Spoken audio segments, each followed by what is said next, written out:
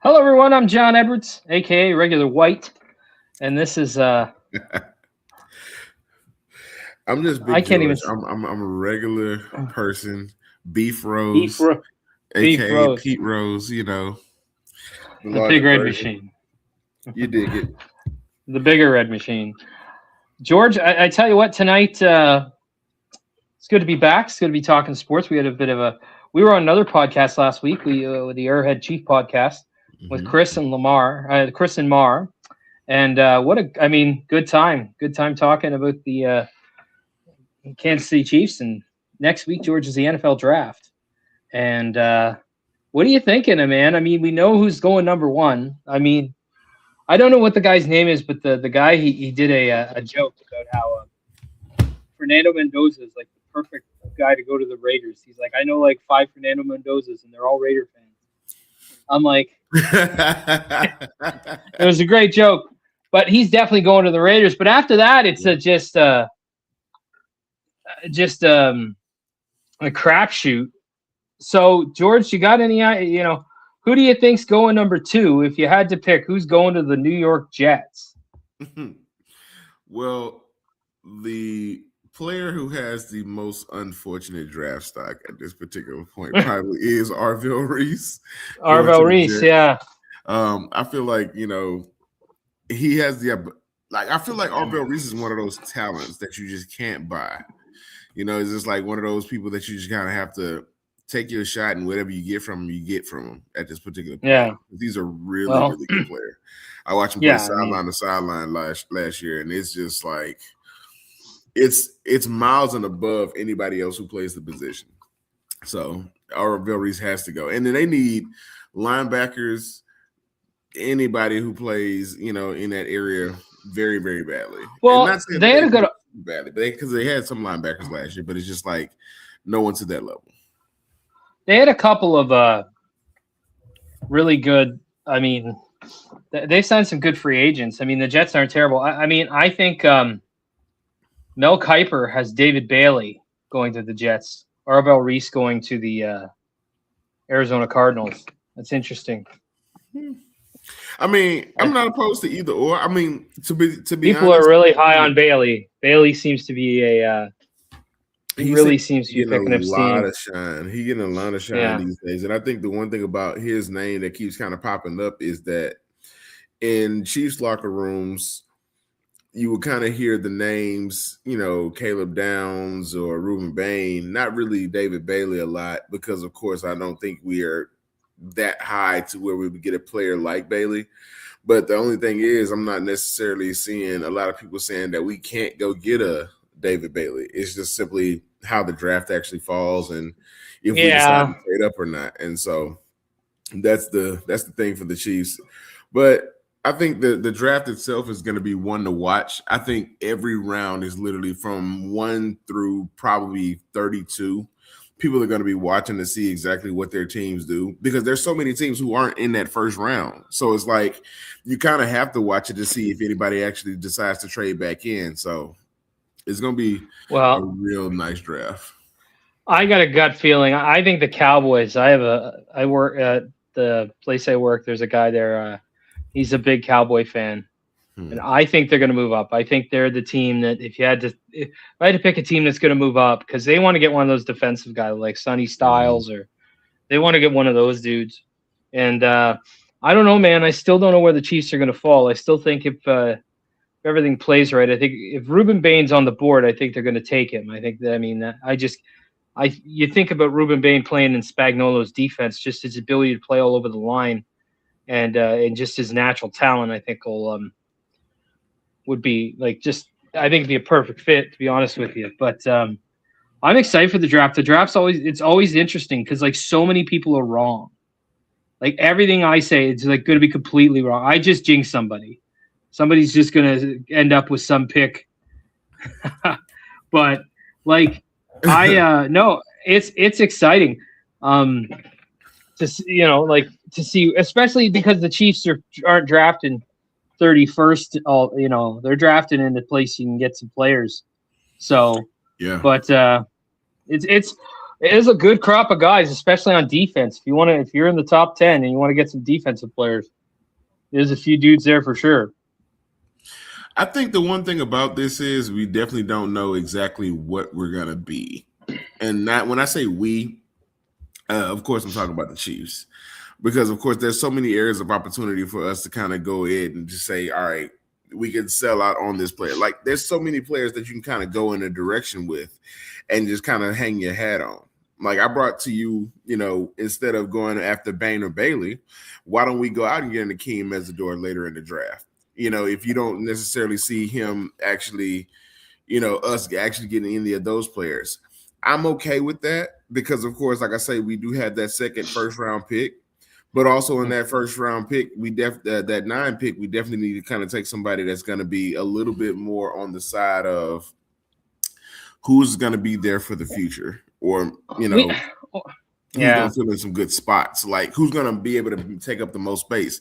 In my mind, for the Chiefs, I do see a Caleb Downs kind of taking up a lot of good space in that back end, kind of helping out everybody on that back end.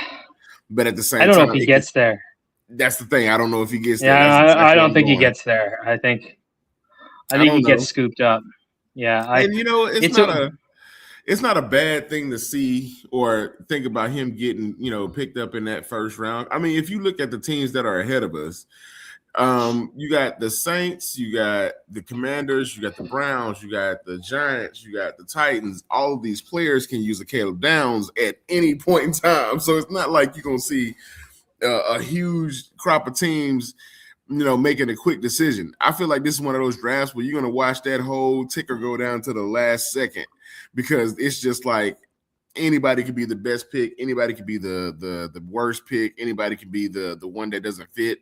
There are going to be some teams that take a pick just to go ahead and take it from somebody else.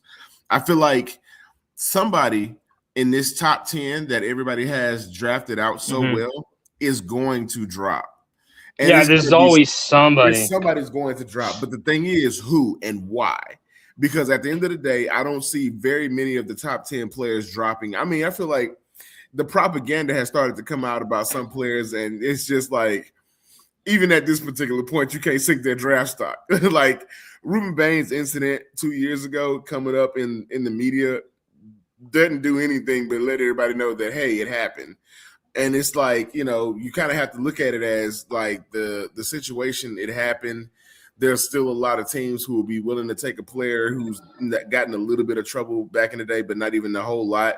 And the thing about Ruben Bain is he probably hasn't come up no more than that in his collegiate career, other than, on people's scouting reports, I think everybody's just should. I think the top 8 teams just really need to pass on him. I think, just because of that, I think they should all pass on him. I really, if I have to start my own propaganda, pass on him. Like, just let him get to 9 and see what happens. Yeah, right. Whatever happens after 9, But we'll I hope I honestly, I'm hoping we get 2 guys. I'd be happy. You mentioned Mesidor. I'd be happy with him. I think he's a talent, and he's a Canadian, so there's nothing wrong with that. We had a Canadian on the Chiefs for a long time. Dr. Duvernay Tardif won a Super Bowl with him, so wouldn't hurt. And you know what? I'd love to see us make some sort of play, whether it's move down a bit or, figure it out. Maybe go for him. Is Kenyon Sadiq? I think everyone keeps talking about a wide receiver and a pass catcher. I'm just like, that dude's a stud, man. Like that guy's got talent, and I mean, to put him next to the greatest tight end that's ever played the game of football, I think would be really good. So that's 2 guys I'd love to see, and a corner. I like McCoy out of Tennessee. So I think we end up. I think it's the top 3 picks. We end up with a corner somewhere, because I know he can draft. Get corners in the 3rd round, but you can get a star in like that 40, even if you want to go 29. I mean, it's never a bad idea to have a corner. Like, look at the Broncos when they draft Barron a few years ago. and they already had Surtain. I'm like, yeah, like let's stock up on good DBs. You'll have a good defense, and I think it's never a bad idea. You can never have too many good DBs if you do have a good defensive backs coach. I feel like that's one of the areas that's where what we got. Yeah, really excel. I think that there's going to be a lot of players that really kind of come up in the draft as far as where they can actually land. I'm not opposed to Chris Johnson out of San Diego State because his name has come up a lot. I know we're not going to get a Colton Hood. The only reason I feel like we won't get a Colton Hood type player from Tennessee. There's been mocks of him at 29. There's been a lot of mocks, but the only thing about that is I don't know if he goes that high or if he gets drafted that low. It's one of those things about there's 31 other teams on the board at some point in time that, potentially could need a cornerback at some point. And not saying that, they may need one at that particular spot in the draft, but sometimes you can't pass up on the best player in the draft that's available to you. So hopefully we don't get into that position where we have to kind of gamble with the picks that we want to actually have. So at the cornerback position, that's what I kind of see as far as that going there, but also just kind of, giving a little bit of a trivial answer to some of the things we need. The wide receiver position is something that a lot of people, for some reason, will say that, we need to go ahead and invest a lot of money in and a lot of time. I know for a fact that a lot of people who can say that Jordan Tyson is a possibility. I'm not. Mel Kiper had him mocked at 9 to us. Mel Kiper had him mocked at number 9. But as the quote-unquote best receiver in the draft, I mean, I'm not necessarily saying that he wouldn't be the guy. I don't know, what they do at wide receiver if they decide to do anything. I don't know if they're going to do a first-round wide receiver. That's the thing. That's the real big thing for me. Is the first-round wide receiver going to make the Chiefs actually move in that direction? Because they've drafted wide receivers in the last 3 drafts. Yeah. And then pretty high in the draft, if you want to say, Rashid second round, Xavier Worthy first round, and then you had Jalen Rose. What, a 5th rounder? So I think he might have. Yeah, I think he might have 5th round. But 5th rounder? I mean, Chris last week talked about he was big on Mekhi Lemon, which is fine. But Tyson is. They say the talent is there. It's just the injury bug. You keep him healthy. Yeah, you never know. But I don't know. I don't know what they do with the wide receiver. But I'm just like, listen, if you got Kenyon Sadiq out there to go with Worthy, Rice, Kelsey, Tyquan Thornton, I mean, that's not a bad rotation of pass catchers. And Royals, and you can find another wide receiver. I just think that that you're gonna, if you can get like a stud tight end who can fit into that offense and learn it at the, I just think that Jesus, if you found but they probably don't go that way, of course. It's so funny. I remember watching a podcast where it was and they were all doing picks. It was the Kingdom Cast, and they were all doing picks, and it looked like I described it as everything shuts down in an airplane, like the friggin' it's just red lights everywhere. So that's it. Nobody knows what GMs are thinking heading into the draft, but that's coming up next week. George, the NBA playoffs are starting with this weird play-in tournaments. I just I don't get this. I think I don't understand. The play-in tournament is I've seen seen people talk about it, and I've seen the most valid thing to kind of put into perspective. You have a team that has 42 wins. You have one team that has 37 wins. Both of you guys get to play for a spot in the playoffs, which is kind of odd that you even have teams that have not won that many games getting an opportunity to get in. I think they should go back to the regular format, but this kind of brings a level of competition to the earlier portion of the playoffs. So yeah, I can see the negative connotation to it. I can also see the positive connotation to it, because you got a team like the Charlotte Hornets just yesterday put somebody on their ass last night, and it didn't matter, how many people played. Now, the controversy behind the game would definitely be the Bam Adebayo being sidelined for the rest of the game after the second quarter from a foul from LaMelo Ball. It was easy when I watched the game to kind of see that LaMelo Ball not only tripped Bam Adebayo, but pulled his feet from under him while he was trying to gain a rebound. And, Bam going out for the entire game is, it's almost kind of like, yeah, that was going to happen because you kind of see the injury itself, but it kind of put a little bit of a sour taste in certain fans' mouths, especially if you're from Miami. I know for a fact that was one of the biggest things about the game that people were kind of yelling about. Like, this for 15 minutes was something that people were talking about simply because Bam wasn't in the game anymore and the refs didn't call a foul there. It was just, play ball, let's keep going. And there was a lot of calls that, like, the play-in tournament gives you a feel for what the playoffs will be like as far as how the refs are calling the game. And they're not really picking up that whistle a lot. I've seen a couple plays on certain games tonight before we got started that were just a little bit like, you motherfuckers are letting these guys play. So it's a lot of, like, I feel like if Draymond Green makes it to the playoffs, he might make it all the way because they're not calling shit. And then, you might got a fist fight a motherfucker tonight for them to call a foul on your ass. So the play-in tournament right now is, picking up some pace. I do feel like it's one of those situations where you give a team that doesn't have an opportunity throughout the season to be as good to go ahead and get a playoff spot, but that also kind of leads to when you get that playoff spot, you're going to play a juggernaut. So whoever comes out of the East got to go play Detroit. Whoever goes to the West got to go play the Spurs or the Thunder. So it's almost got to play the Thunder, yeah. Yeah, so it's almost like you got a situation on your hands. Whether if you do decide to go ahead and the thing is, in my mind, if I had to go play a team that I didn't match up well against, I'm not saying I would tank, but I'm not saying I would go ahead and make my players go out there and do whatever it is to go ahead and be in the next round. If I know for a fact that we already banged up, we're not going to win this game, and we're going to put ourselves in a situation where pretty much players are just going to get hurt at this point.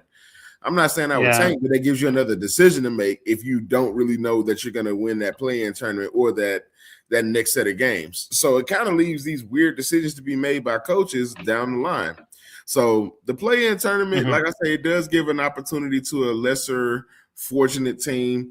I mean, in the case of the Charlotte Hornets, because they won last night, I would say it only benefits them to go ahead and be in the play-in tournament because they've had so many injuries and that team has not necessarily had an identity all year. Honestly, they're just a 3-and-D team, that seems like, because they really don't have a big that's going to give you anything that's going to threaten you. So it's almost like you watch them because, of course, they do the one thing that the NBA is really good for right now is shoot the ball. So, hey. Don't even get me started. What the fuck is wrong with 4 chicken legs? Let's derail for a second, folks, because let's not get into it right now. Let's keep talking basketball. We'll talk about the 4 legs in a second. Yeah, like we're gonna jump down that wheel again. But so the play-in tournament will play the Pistons. That's a tough draw. The Raptors are playing the Cavs. That's not going to be fun. The Celtics got to be like the favorites, right? Like, if we're being honest. If I had to pick a team, because I'm a the Celtics. Fan, the Celtics are almost far and away better of a team down the roster. And that's the thing. Starting fives, I don't know if there's very many starting fives that I could say just kind of blow people away.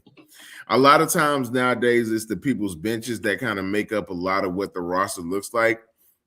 And there's a boy on that goddamn Boston team named Baylor Shireman, who I'm going to tell you right now, if that motherfucker gets minutes, he's shooting the goddamn lights out.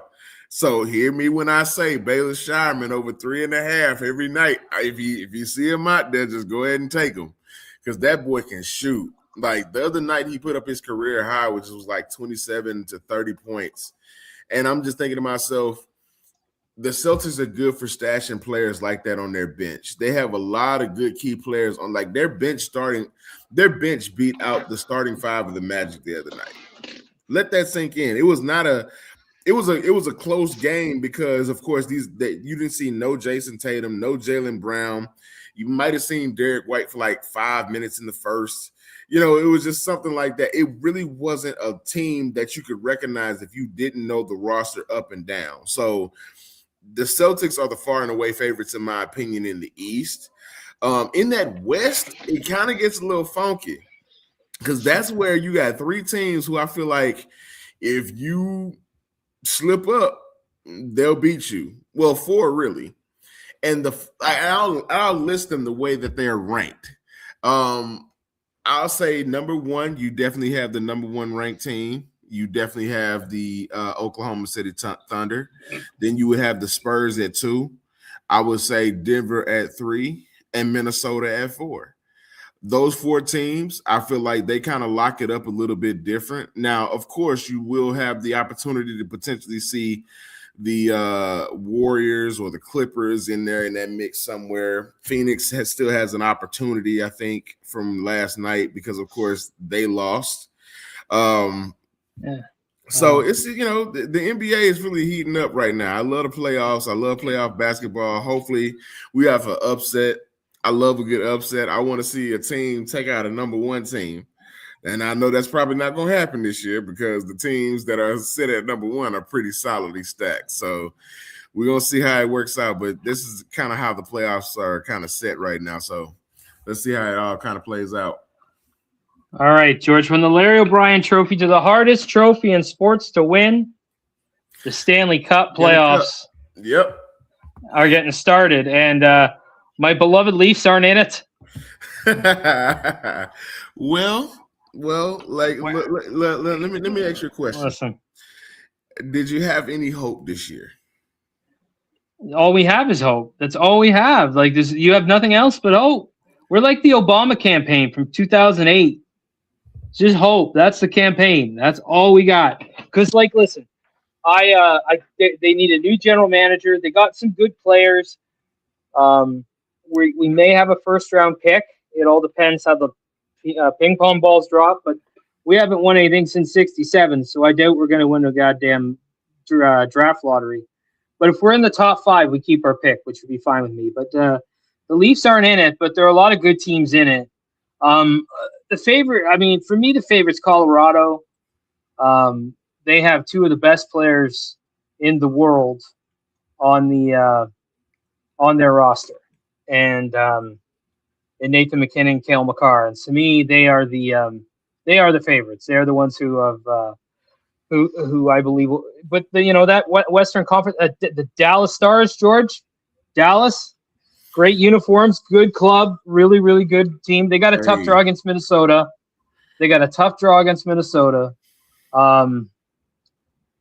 I tell you, they're a good hockey team. They really are. And then in the Eastern Conference, listen, I'm not one of these people who picks a team for the playoffs if my team's not in it. I don't do that. I really don't. But I'll tell you this: Boston, Montreal, and Ottawa can all eat it. They can suck it. I don't care. A clear Canadian rivalry always makes me laugh, especially coming from you. Because I'm like, none of those teams, no. Yeah, to be an American and have 50 other or 40 other teams that kind of happen sometimes, depending on what sport you're talking about. It's just it's in Canadian, sports lineage, from here to there, it just, perspective, it just doesn't look like there's very many sports teams to root for. So you would kind of feel like there's all right, I would take it depends where you go. And so it depends, in Ontario, we have, obviously, Toronto's got the Blue Jays, the Raptors, the Maple Leafs, the Argonauts, the soccer team, the WNBA team who just started drafting. Yeah. So they got a lot of teams there. Montreal's got a soccer team and a hockey team. They had a really fucking good baseball team, but they got screwed out of that, I'll tell you. So there's a lot, but hockey teams are in Vancouver, Edmonton, Calgary, Montreal, Toronto, Winnipeg. We should have one in Quebec City. But the Montreal Canadiens and Toronto Maple Leafs are original 6. They've been playing for forever. And so, and the Ottawa Senators, I just don't like them. I don't like anything about them. I don't like their team. I don't like their city that much. I mean, I haven't had great experiences in Ottawa before. So, they can, I hope Carolina puts it on them. The sentimental favorite for me is the Pittsburgh Penguins. Sidney Crosby, Captain Canada, is on that team, and he always makes magic happen in the playoffs. So, but if you don't watch playoff hockey, you should. It'll blow your mind. George, I encourage you to watch it. Watch a Stars game, and just the intensity is off the wall. Like, I mean, you talk about the toughest athletes, like hockey players are up there. You've seen dudes with stitches and get pucks in teeth and got no teeth. They get back on the ice. Dudes are playing with busted ankles, busted knees, just giving it all because, like, every one of them has been thinking about that since they were like 4 years old. So, but there's it's pretty wide open. I think Colorado and Dallas to me are the favorites for the Stanley Cup. So I probably just jinx those two teams. And shout out Kareem. Yeah, you better be watching. You're the Mammoth are in it against the Knights. That's going to be a hell of a series. Great series. So playoff hockey's happening, and the Leafs aren't part of it. But all I have is hope. George, this past weekend it was the UFC in Miami, 327, and oh my God, George, oh my God, did you get a chance to watch that fight? I watched the knockout, which, first of all, on one leg. You don't need to hit anybody like that to make a point. I'm sorry. You don't need to hit nobody like that to make a point. First off, as many times as I rewinded that, I was just like, first off, athletically, you don't really just see a lot of people making moves with their bodies like that. So that's one of the reasons why I kind of was like, let me see that again. Unfortunately, let me see that again. Because I'm going to tell you right now, people, if you don't like a fight, that's not one for you. Yeah, like a fight, that's not one for you. The clips I saw from that fight alone was just like, it made me want to go back and watch the whole card just to see how everybody else kind of came up and compared to that fight. Because that's what I like to do with fights. I don't like to just watch the main card fight. I watch everything. It's everybody's expectation already. Yeah. You know kind of what that's going to be. But I want to see if there's going to be a fight that kind of shows me what skill looks like versus not skill. Somebody who's willing to go ahead and put it all out on the line. That fight right there looked like everything summed up in one. Well, and the thing about it is, I was watching that, and his knee popped. I think he tore his ACL midway through the fight. And Prohaska says he showed mercy. I'm like, well, Olberg didn't show any mercy because he hit him with a check left hook. And kudos to like Daniel Cormier and Dean Thomas, who are broadcasters on the show, who are both brilliant. They're both talking about it. He's trying to land that check left hook because it's his best punch. Mm-hmm. And knocked the dude out on one leg. It was unbelievable. And Yuri's a vet, but that's just Olberg's a stud. And he comes from a great camp, Adesanya, Volkanovski, Dan Hooker. There's a lot of guys coming out of that city kickboxing gym in New Zealand. Mm-hmm. They got some bad dudes down under. I'll tell you that right now. So good for him. But the fight of the night was Curtis Blades against Josh Hokit. And Josh Hokit is a two-time All-American wrestler, trains with Greg Jackson, who's like the MMA wizard. But he's strange. He's really cringe. He's like Colby Covington on crack. He just does his shtick the whole time. That's all he does, and it's weird. He wears a bandana, and it's really odd. But it doesn't matter if you can't fight. And he fought Curtis Blades, who's the number 5 heavyweight in the world, I believe. And, man, they beat the tar out of each other. It's the best UFC heavyweight fight I've seen since Mark Hunt fought Bigfoot Silva years ago. Just back and forth, just a war. Both guys I thought were dead at one point. I thought Blades had him finished, but he just that Hokit, I tell you. So what's interesting about this card is Donald Trump was in the audience. Donald Trump is sitting front row with Dana White, and he asked Dana White, like Derek Lewis, who is not in the card. And if you don't know who Derek Lewis is, go check out his Instagram. Just check him. He's hilarious. Yeah, the Black Beast, Houston, Texas, knocked dudes dead. like the most knockouts in UFC history. He's older, like he's got a couple fights left, but he gets paid a lot of money. So he's Trump's favorite fighter because he just talks shit and he's hilarious. And Trump was like, why is he not on the White House card? So Dana White books Josh Hokett, who was just in a war for 3 rounds with Derek Lewis at the White House.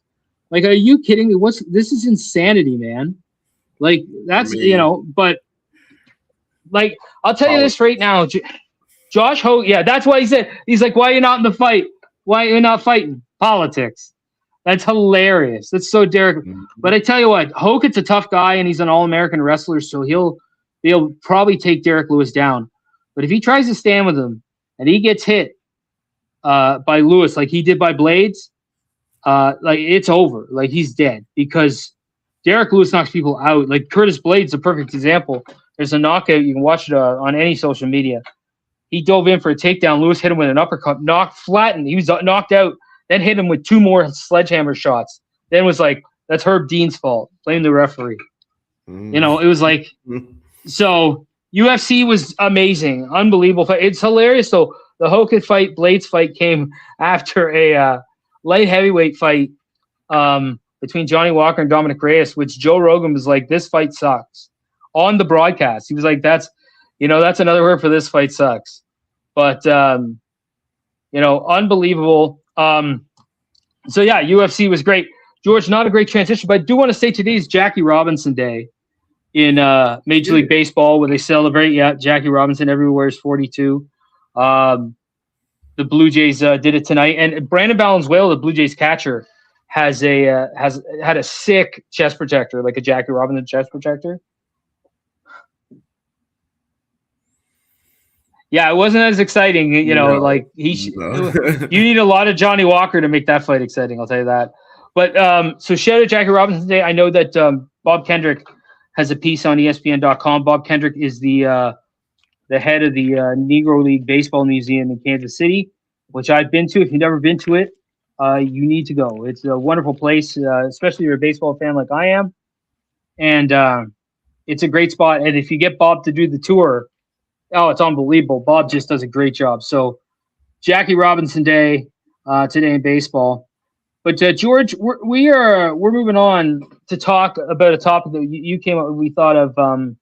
You came up with the top 5 athletes that would make good wrestlers.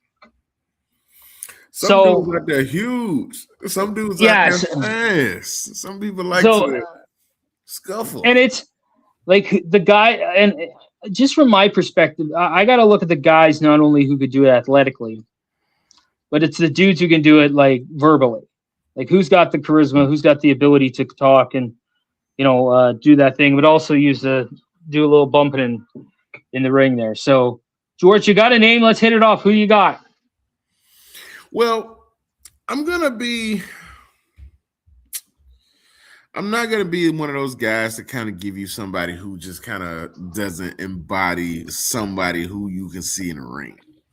But the first person that comes to mind when I see somebody who can just get in the ring and just take somebody down, in my mind, I'm going Draymond Green first. You got to go Draymond Green. Oh, Draymond Green.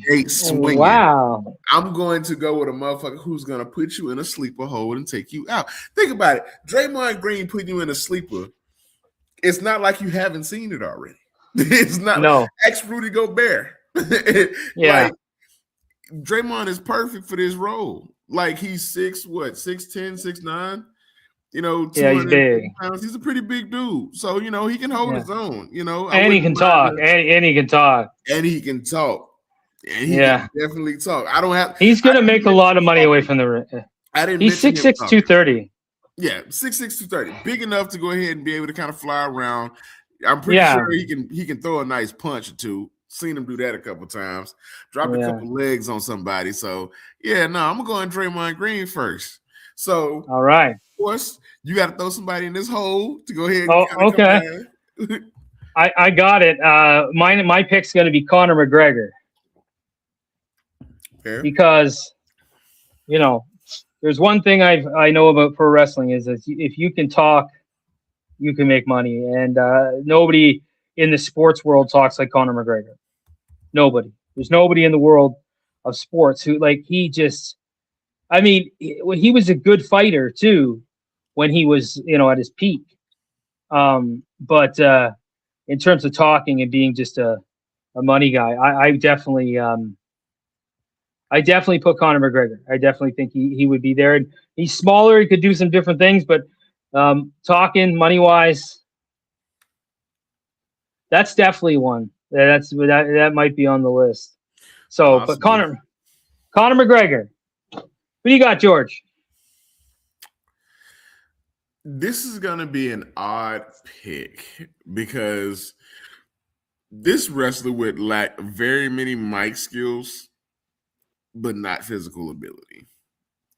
In my mind, Myles Garrett wouldn't need to talk for himself. He would just need like a Paul Heyman or somebody to kind of go ahead and talk. Get a Bobby Heenan. Myles Garrett will probably be one of the biggest powerhouses in wrestling today. There's not one person he couldn't pick up. There's not one person he couldn't toss around like a little child. Man, girl, woman, boy. 6'4", 272, 6'5", or whatever he is. I wonder. Let me see what this is. Let me just look this up real quick. I'm curious to see, what these numbers actually look like, just for giggles, 6'4", he's 6'4", 272.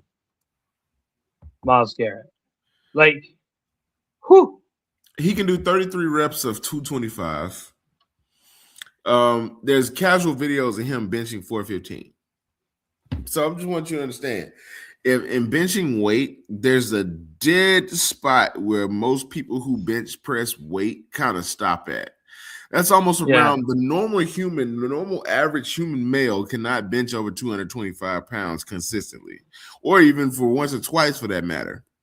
I myself am not a normal human male, so don't even get me started in that. So at the end of the day, I know that there's a lot of people who can actually bench way more than 225 pounds. And Myles Garrett is one of those human beings who can easily just kind of take a 225-pound man and just toss him somewhere. So I'm going Myles Garrett in there. Yeah, that's a good pick. George, I'm going next up. I got to go with Shaq. I mean, fair point. Fair. Shaq's made for professional wrestling. I mean, he's a giant, and he's just as a personality, he's a giant. I mean, he's done a little bit of it, but not a lot. But I mean, if you're a guy in a wrestling territory at any point in history, you see Shaq coming along, you're like, yeah, you got to do this. Right? So I put Shaq up there, and George, that leaves us with one spot. I have an idea I'd like to throw out. I have a couple people I like to throw on the list. Let's see. Okay, as a tag team, the Kelsey brothers. Okay. Also George Kittle. I know George's a huge fan, but George Kittle would be a. But I like the Kelsey brothers because you get a 2-for-1 deal there, and I mean, again, both guys big, charismatic dudes who have the gift of gab. I mean, Jason's 6'3", whatever he would be, 300 pounds. Travis is what, 6'6"? Mm-hmm. So he again, they got 6'5", 250. They got size. They can talk. Yeah, again, another guy. Trent Williams. You mentioned Chael Sonnen, but I like to throw the Kelsey brothers in there just because I think they belong in the top 5. I think they make both as a tag. Imagine them as a tag team. My God. If I had to throw one player in there that I would oddly think would make a great wrestler,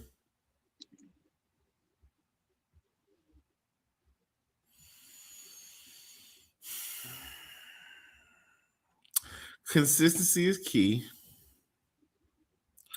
So I would say Freddie Freeman. Freddie Freeman? Yes. You don't need See, look, the way you look at I don't think he's over the Kelce. I don't think he's going. I don't think he'd be over the Kelce brothers, though. Well, the Kelce brothers are both not athletes at the moment. What are you talking about? Jason doesn't do anything but work the mic. Yeah, but I got Shaq on the list too. We're talking guys over their careers. I'm not just today. But if that's the case, then I'm going. No, I'm not. That's too easy. That's too easy. Honorable mention list can start right now if that's the case. Okay. But number 5 is a spot that we got to figure out who's gonna fit in that mold. It's easy to say a Bill Laimbeer. You know, that's easy. We're not gonna put Bill Laimbeer. He would have been good. Yeah, Bill Laimbeer would have been. He would have been a great wrestler. Chael Sonnen, like I got to give Kareem, Chael Sonnen. I mean, you know what? I would actually put Chael Sonnen in the top 5. I think if you don't know Chael Sonnen, he is. I mean, he drew a lot of pay-per-view money in UFC just by talking. I'm not saying he's not. Yeah, but I like controversy too. Oh, he's controversial. But he's not more controversial than my pick. All right. Antonio Brown. There's nothing worse than a pipe bomb waiting to happen. Can he fight? Possibly. Possibly not. But I'm going to tell you I don't know. He's a physical athlete, so he's not a pushover. But some of the things Antonio Brown has said on the mic has probably gotten more than anybody in any sport. Just because he's nuts. But he's also unreliable, so that's part of it too. Sounds like New Jack to me. Yeah, but New Jack made his shows. I was at a show with New Jack. He made it. And it was in Canada. I'm surprised he got across the border. You know, but like it was but it was a bit easier back then. But I don't know if I put him. I think Draymond Green, Conor McGregor, Myles Garrett, Shaq, of course, and the Kelce brothers. I think that's a good top 5. Tag team. If you have to pick a tag team. Yeah. If you have to throw a tag team in there, also too, that's why I think they're good because they are a tag team. You know, like so. But they'll be number 5. I think they would be the 5th on this list from the other guys we have. Who's 4?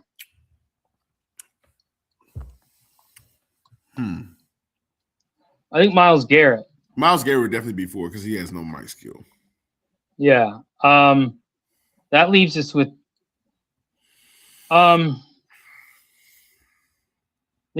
3 people.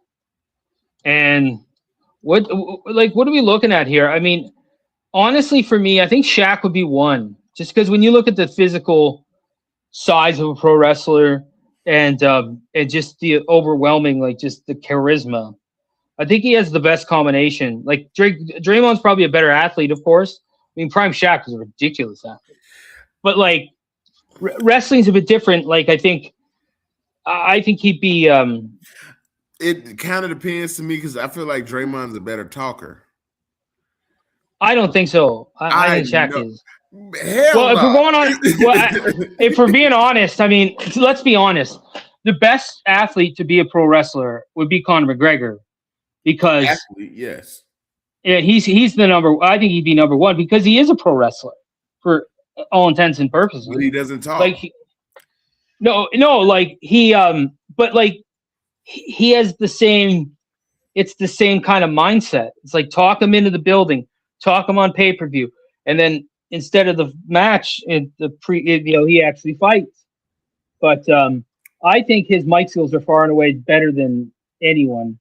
I'll give you Draymond as 2 because he's probably a better athlete, and then Shaq is 3. So Conor, Draymond, Shaq, Myles Garrett, and the Kelce brothers. I think that's a good list. The honorable mentions are Bill Laimbeer, Antonio Brown, Chael Sonnen, George Kittle, and Freddie Freeman, who they made the best ad about him because he's a Canadian. Yeah. And did you see that one? It was in the off season. Every Christmas, Ryan Reynolds does some sort of video for the Sick Children's Hospital. So he's like, this year, Freddie Freeman pays for the Dodgers and, help beat the Blue Jays. This year they had these kids sitting in this like room playing different things. And he's like, the pride of Ontario and the pride of California, Freddie Freeman. And he walked in the room like, hi, kids. And the kids started heckling him, like throw stuff at him. They're just like, Ryan Reynolds, he booked it on October. Who knew? And like, it was, he did a little bit, but not a lot. Not a lot. So, not enough to talk about. Yeah. But, so that's a great, but he is a good dude and he's a Canadian. So, but that's a great list. I mean, it's so funny. I just think that an athletic base is the best for wrestling, for professional wrestling. I think having some sort of an athletic base, and most wrestlers do. They're sharing on Twitter. Somebody was like about now West Texas A&M, but they used to be West Texas State. Mm-hmm. And that one football program put into pro wrestling Dusty Rhodes, Terry Funk, Dory Funk, Stan Hansen, Bruiser Brody, Tully Blanchard, Ted DiBiase, Tito Santana, Bobby Duncombe Jr., like 3 world champions, just, because the Funks ran that area and they like said, you got to be athletic. We need athletic guys. We need tough guys. And that's where they went. But I think that's a great list, George, and a good way to wrap it up. Next week, we'll probably be on before the draft. So we'll do a preview show and see what's happening. It's WrestleMania week. I won't be watching. I'll be working, and I'm just not paying attention. But actually, before we go, I got to put this over. Last night, I watched. I looked for something to watch on Netflix, and I saw the Jailblazers, the Untold with the Portland Trailblazers, like the 2000s. And I squealed when I saw it. I was like, oh my, I'm so excited. It was a great documentary. Rasheed Wallace is the best dude of all time. He's the best. He's just so funny.